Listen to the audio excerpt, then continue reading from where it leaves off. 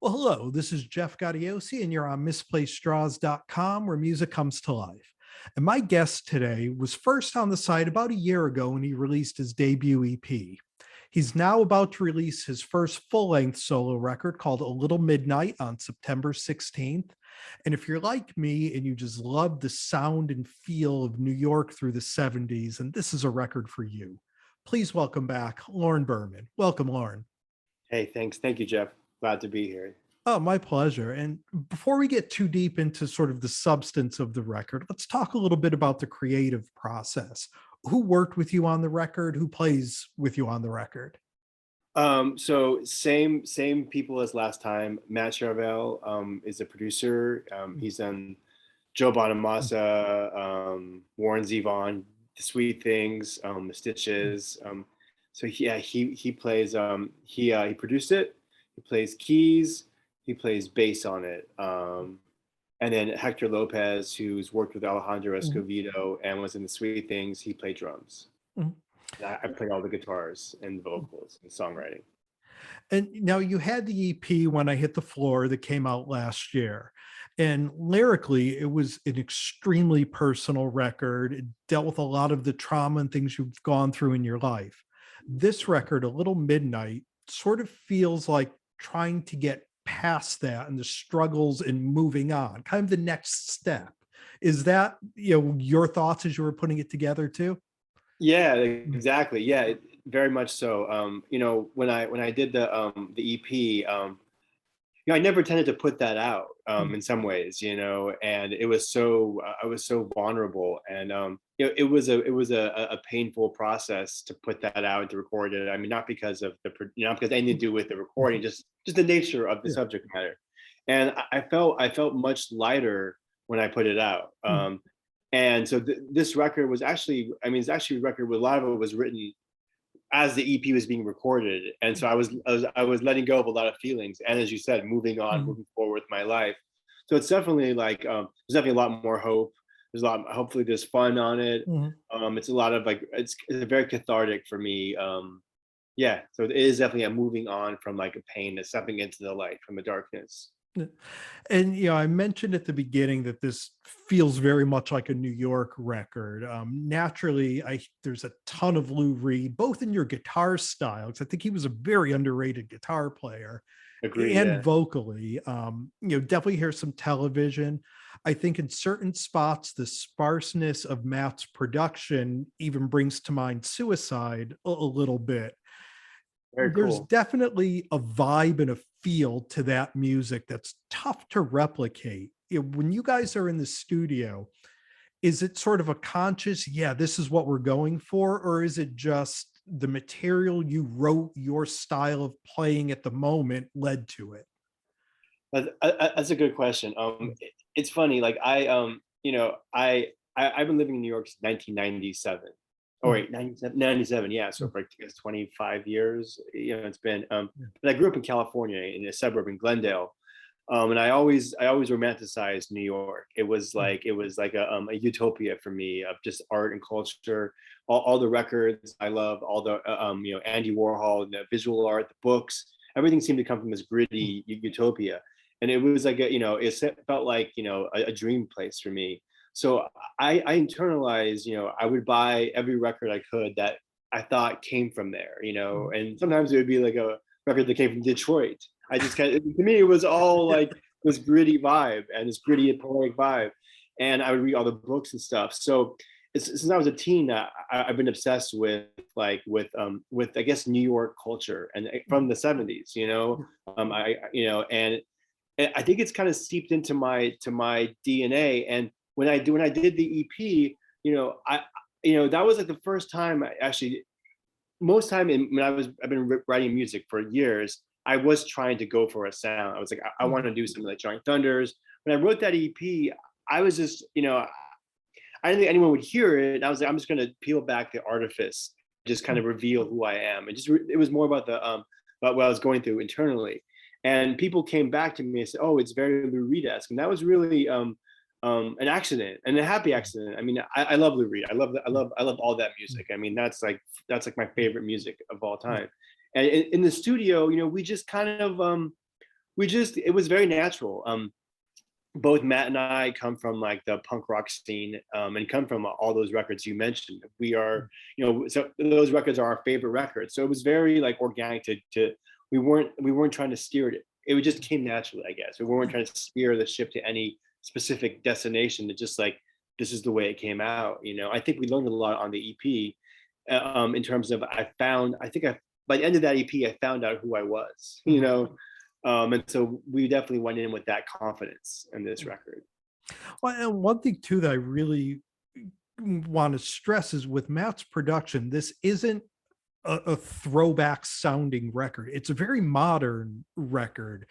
It's an updated version of that sound. I mean, my first thought when I heard it was, one of my favorite Lou Reed records is New York, and Mine this too. is sort of like the 21st century version of that record. Wow. Yeah. Well, Matt's production. Yeah. I mean, that's one of my favorite records of all time. Yeah. And one of Matt's favorite records of all time. And you have great ears and great taste. And we definitely we love that record. And I think the thing is that like a lot of people, a lot of artists can get boxed into like make it sound lo-fi or make it sound like it came out 20-30 years ago.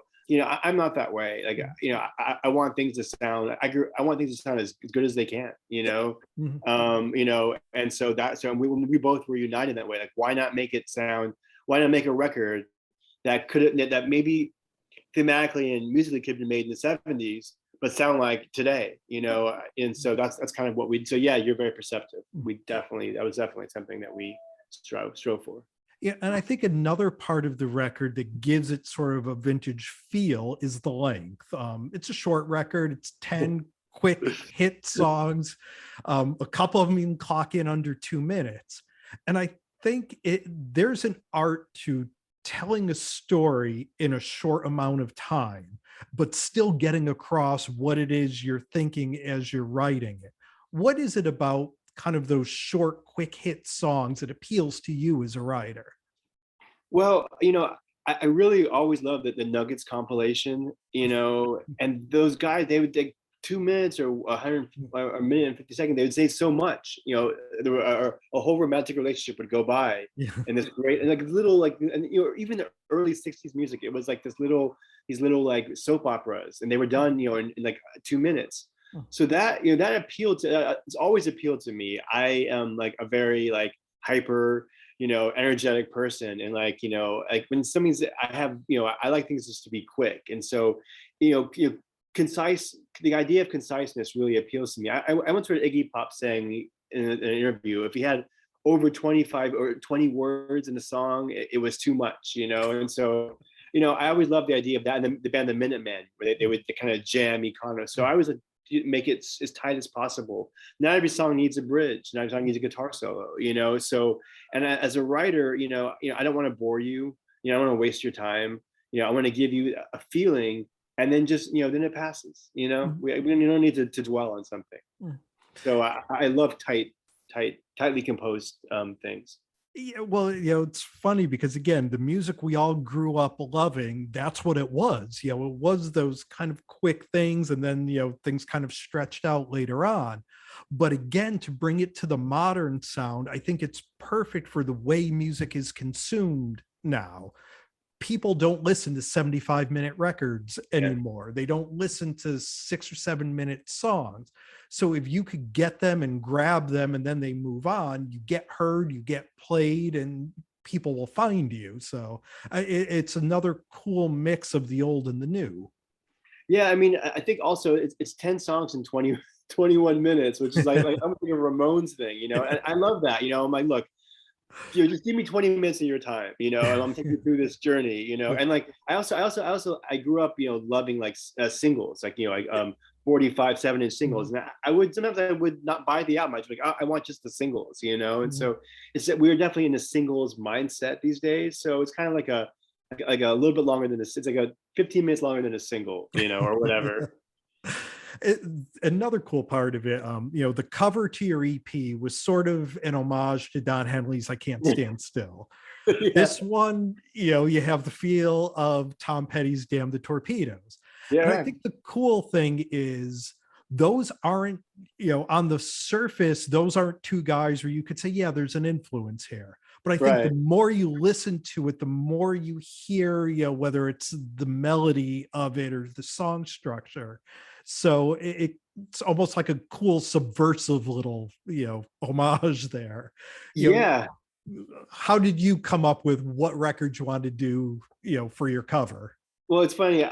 Like like for the Don Henley one, it was just I remember that was a cassette my mom had, and I remember I just loved that song, "Dirty Laundry," and like I just and that was my first solo thing. I thought it'd be kind of funny to do that, and like I do like the Eagles, I do love Don Henley, I love all that stuff, and then with this one, I was actually like, maybe I'll do like the Johnny Thunders thing, where I'm like solo, I'm like singing in a chair, and we went to the photo shoot, and I'm just not that guy, I'm just not like and so we were just doing some photos, and so randomly that one came up, and like I was like, I sent it to some people I know, in my circle, and they're like, you should go with that as the cover, it looks like that, and I was like, you're right. And so I mean, I love Tom Petty. I love the fact that like his music is uplifting, and like his vocals influenced me, his rhythm guitar playing, and that whole band, the way that everyone is so like, they play just the right minimal parts, like Mike Campbell. So definitely, and he's kind of rides that line between being a songwriter, singer songwriter, and a pop artist, and like that attracts me in a way, that mass appeal, but still having that integrity and that intimacy. In the past year or so as well, you've really kind of come into your own as a solo performer. You have a band put together that plays with you, but first off, who joined you in your solo band? But also, are you beginning to feel more confident now being the front man and putting your songs out there without kind of having the comfort of a band to fall back into? Yeah, I am. It took me. It was very scary for me. I've played lead guitar for 30 something years, and I've always been the guy that's in the back. And like I've always, um, I've always enjoyed that. I've always wanted to be like the Ron Wood or the Keith Richards, to the Mick Jagger. And this was, I kind of like, this was kind of like my solo thing was kind of like an accident in a way, because I was thrown out of my last band, the Sweet Things. I mean, and I mean, we're friends now and everything. It's totally fine. I love those guys, but like, it was like, well, what do I do now? Like what, and I just didn't see myself joining another band. I felt like, what, you have to step up and do it, and I, I, it was very hard for me, and especially I didn't, I kind of had, I think I maybe had a false start with that EP, not with the EP in general, but like for the first show, it was a trio, and like I went out there and I was just had these really heavy songs, and I didn't know who I was or what to do, and I kind of was like, do I am I like a maudlin, sad artist? Am I happy? Who am I? So I did that, and then with this record is really uplifting to me, and we had so much fun doing it. And so I just like, I'm gonna like, I'll see, I'm gonna put out feelers for a band, and all of a sudden I have like a 7-piece band of friends, really. And it just kind of, something clicked for me. We did our first we've done about 4 shows now. We did our first show a few months ago, and I just felt like it felt natural. Like I just felt I found myself, like it was like, I sit here, I practice singing. I sit with a guitar standing up, and practice with a metronome. And I just keep doing it every day. And like something clicked, and like playing with these guys, we rehearse once a week. It is like a band in a lot of ways, but it's still me. It's like the song, people hate the songs, it's my name on it, but those guys add so much. So yeah, I feel like I found myself, I feel like I found the guy, I found the guy I'm supposed to be, which is just me. Like turns out that like, I just can show up and just be who I am and not have to kind of like, I think I've tried my whole life to like be somebody else, like I want to be this cool guy. I want to be like Keith Richards. I want to be blah, blah, blah, Johnny Thunders. And now I'm just like, I'm me, and like, I guess people say Lou Reed, the vocals or whatever, but like, I love his stuff, but like, I'm trying to, I'm not him, I love him. I'm not anyone. I'm just this person. And it just, when I let go of trying to be something and like the anxiety of it and just showing up, just be like, it's going to be what it's going to be. things came together. And then having a band, the band is this guy Ray Mazza on drums, who I've known Ray for a long time. He can play anything. I mean, he's a great drummer. And Steve Dios on guitar, who was actually the drummer in the Sweet Things for a bit, and the drummer in my band, the Dead Tricks. And he's a great guitar player, and he's a great singer too. Matt Doherty is our bass player, who played with Ray for a while, so they have a relationship. Steve Mosso, who was like an excellent songwriter, singer, who had a cool little career in Nashville. He plays keys and backup vocals. And my wife turns out is a great singer. She sings backup with me, and my friend Paige, who's in the awesome punk band called How Tragic, sings. So it's kind of like a family. We rehearse, we all go together. It's like a lot of laughter, and it's become like it feels like a band, but with a different dynamic. Because it is. I guess it is my songs, it is my music, my name. And now, so far, most of your shows have all been in the New York City area. Now that the record's coming out, do you see yourself kind of venturing out a little bit, whether it's, a Northeast run or other places in the country? Yeah, I want to do it all. Yeah. I mean, I've toured before, and I want to do it all. It's kind of like that, this is just me right now as like it's I have a record label, Spaghetti Town, which is and then Mitch is a publicist, has been so helpful to me, and like I have some friends that advise me, but it's just me kind of like figuring out what do I do next, which is cool, so I need to figure out what that next leap is, like we have another show in November coming up, which I guess like I'm not sure if I can announce that, but with a cool opening slot, and yeah, I'll play anywhere. I mean, I will go anywhere, anytime, anyway. So I'm just kind of put it in the universe. Touring, playing everywhere. Yeah, for sure. Well, that's awesome. Hopefully, we'll catch you on the road very soon. And what do you see kind of going forward? I mean, I know the record's coming out now. Knowing you, I'm sure you probably have the next one written or partially written already. What do you see coming up for yourself? Thank you. Yeah, the next one is written, and I'm going in the studio November 16th, I think it is, and I'm gonna start recording it. Yeah, I mean, I'm gonna keep doing this until the wheels fall off, which is until I die. I really found like I spent my whole life as the lead guitar player, and like in that way I define myself as like a kind of like a gunslinging guy. Like I want to play lead, I want to play fast, I want to be that guy that's dangerous. And like I guess I just realized that like I'm a songwriter, and I mean I still practice guitar, I love guitar, it's my life, but like I realized that like that's what feels like home for me, and so and I love writing, I love writing songs, and like as soon as that EP was done, this album was basically written, and as soon as this album is done, this next album is done. So I just want to keep doing it, and we're going to keep playing we have some new songs we're putting in the set for the show tomorrow night, which is Friday the 16th, the day the album comes out. So I just want to keep writing, I also want to keep growing, like one thing I really that I'm trying to do as a musician is to take that perspective that we have, that 70s punk perspective, proto-punk, whatever you want to call it, and add to it, because I like so much stuff, and that can kind of commingle with that.